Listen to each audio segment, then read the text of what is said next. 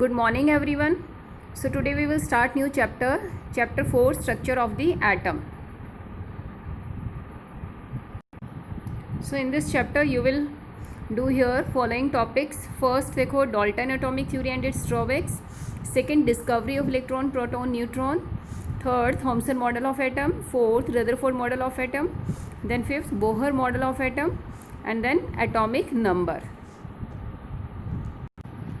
तो आप इस चैप्टर में पूरा का पूरा जो है स्टडी करोगे आप एटम्स की. तो सबसे पहले आपको मैं बता देती हूँ कि what is matter, that you have already done in chapter 1. आप वहाँ भी कर चुके हो. ठीक है. तो क्या होता है matter? Anything that occupies space and has some mass, उसे क्या बोलते हैं? मैटर. किस तरह से भी आपके अराउंड कुछ भी हो, कोई भी चीज़ जो यहाँ पर प्रेजेंट है आपके अराउंड हो या कहीं भी आप देखते हो, दैट इज़ कॉल्ड मैटर. उसे आप क्या बोलोगे? मैटर. तो आप देख लो, जैसे चेयर है, टेबल, पेन, बुक, एनीथिंग. कोई बॉटल है आपके पास या फिर बटर है या कोई गैस है, तो everything is made up of matter.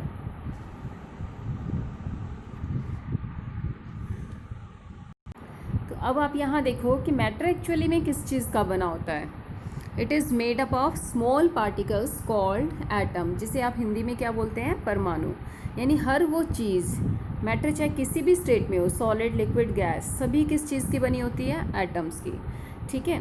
मान लो आपके अराउंड एयर है तो वो भी किसकी बनी हुई है? एटम की. आप पानी पी रहे हो, वो भी किसका बना हुआ है? एटम का. ठीक है.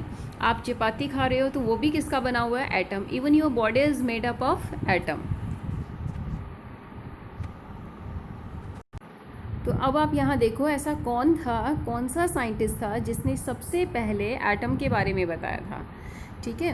तो it was first given by Johan Dalton in year 1803 में. ठीक है. तो किसके नाम से दी गई थी ये? Dalton atomic theory. So what is that theory? क्या है वो थ्योरी? उस थ्योरी में ही बताया गया था कि सभी मैटर्स किससे बने होते हैं? स्मॉल पार्टिकल्स, जिसे आप क्या बोलते हो? एटम्स. ठीक है. Atom is individual and is invisible and individual. Meaning कि मतलब आप इसे देख नहीं सकते, बट ये कैसे एग्जिस्ट करता है? अलोन. ठीक है. ये अकेला होता है और इसे आप ब्रेक भी नहीं कर सकते हो. क्लियर? यानी एटम्स को अगर आप ब्रेक करते हो तो आपको एटम ही मिलेगा. ये बात किसके अकॉर्डिंग थी?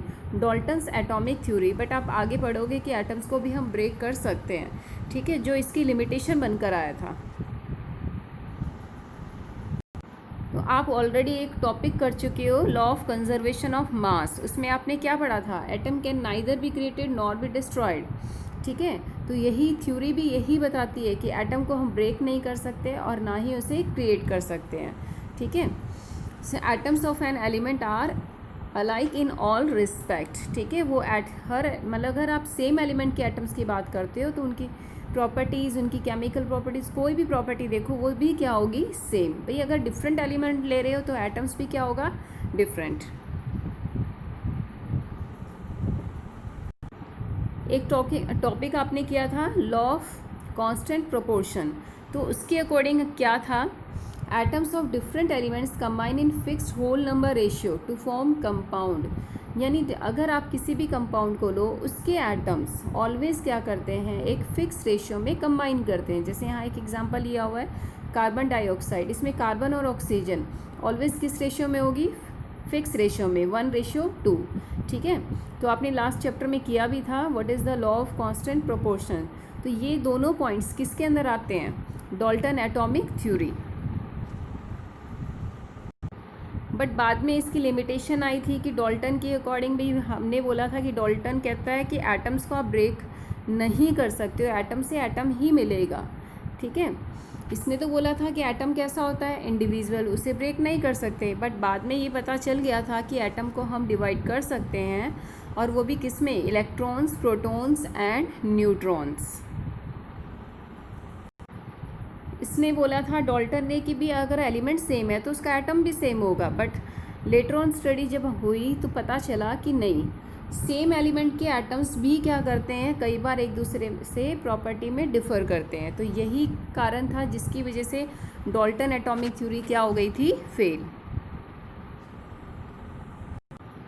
जब आगे जाके डिफरेंट डिफरेंट स्टडीज़ हुई, डिस्कवरीज़ हुई, तो उसी की वजह से पूरा डाल्टन एटॉमिक थ्योरी के जो कुछ पॉस्टुलेट्स थे वो कैसे हो गए थे, फेल हो गए थे।